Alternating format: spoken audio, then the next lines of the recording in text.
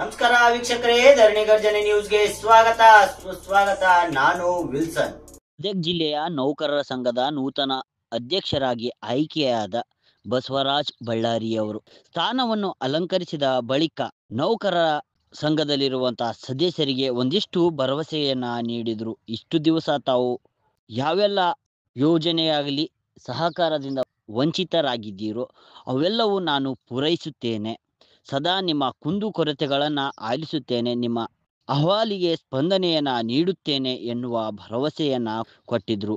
ಈ ಸಂದರ್ಭದಲ್ಲಿ ನೌಕರ ಸಂಘದ ಸದಸ್ಯರು, ಪದಾಧಿಕಾರಿಗಳು ಹಾಗೂ ಮತ್ತಿತರರು ಉಪಸ್ಥಿತರಿದ್ದರು.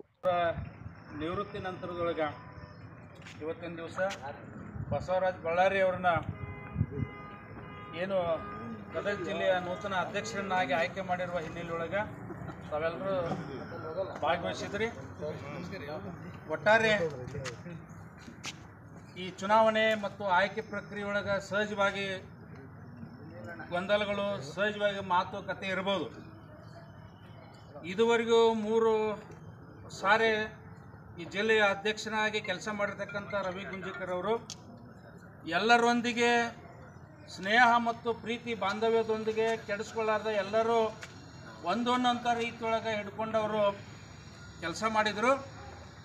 ಅಧ್ಯಕ್ಷತೆಯನ್ನು ವಹಿಸ್ಕೊಂಡು ಎಲ್ಲರ ಮನಸ್ಸನ್ನು ಗೆದ್ದಿರ್ತಕ್ಕಂಥವ್ರು ರವಿ ಗುಂಜಿಕರ್ ಅವರು. ಅವರಿಗೆ ಮೊದಲು ನಾ ಎಲ್ಲರೂ ಕೂಡ ಅವರಿಗೆ ನಾನು ಧನ್ಯವಾದ. ನೀವಿನ್ನೂ ನಮ್ಮ ಚಾನಲ್ನ ಸಬ್ಸ್ಕ್ರೈಬ್ ಮಾಡ್ಕೊಂಡಿಲ್ಲ ಅಂದರೆ ಕೂಡಲೇ ಸಬ್ಸ್ಕ್ರೈಬ್ ಮಾಡಿ, ಲೈಕ್ ಮಾಡಿ, ಬೆಲ್ ಬಟನ್ ಒತ್ತಿ.